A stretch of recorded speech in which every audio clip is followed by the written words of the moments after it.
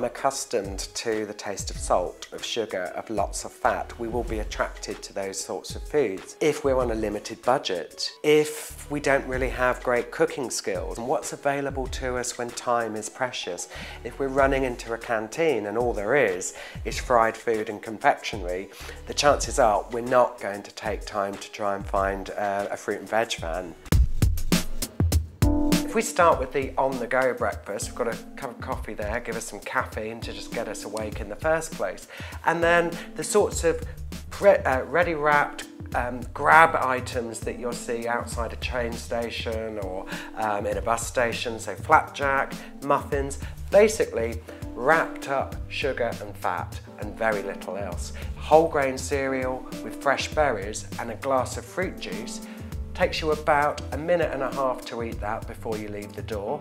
If you're adding milk to the cereal, you're going to get a good dose of calcium for bones. You're going to get a really good lot of fibre to keep your gut healthy, some antioxidants from the berries, and even more vitamins and minerals with the fruit juice. 2 of your 5 fruit and veg a day in one shot before you've even left the house. White, stodgy bread, not a lot of fibre in there, and also that's just the sort of bread that isn't going to keep you full for very long.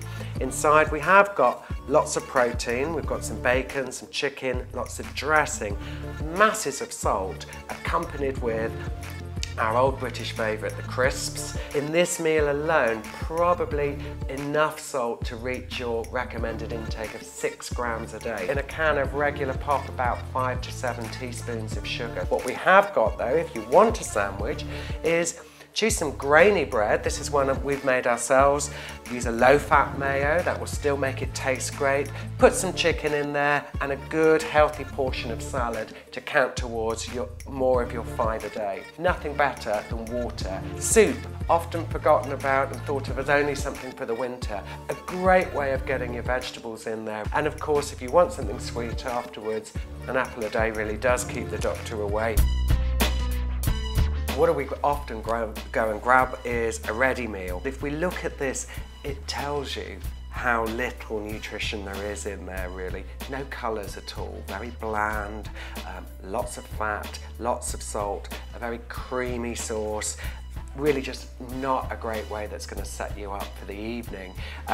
Of course, more caffeine. But if we look at this much more colourful plate, instantly we can see there's more nutrients here. The colours often identify some of the nutrients. The salmon fillets can be cooked in the microwave just as quickly, if not quicker, than the ready meal. At the same time, broccoli in a steamer, you can throw your jacket potato in the microwave and do that in there as well. So not a great deal of difference in time and preparation or even skill, but a huge amount of difference when it comes to nutrition.